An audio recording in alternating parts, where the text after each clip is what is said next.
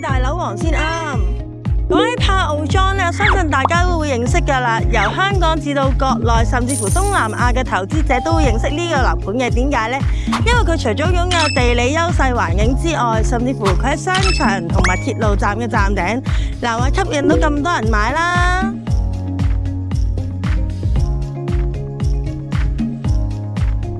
今次我終於知道咩叫有今生冇來世。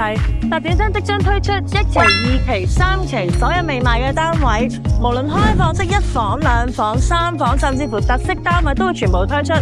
發展商初步部署推出至尊特色頂層，內置樓梯連天台，然後分層一批批推出。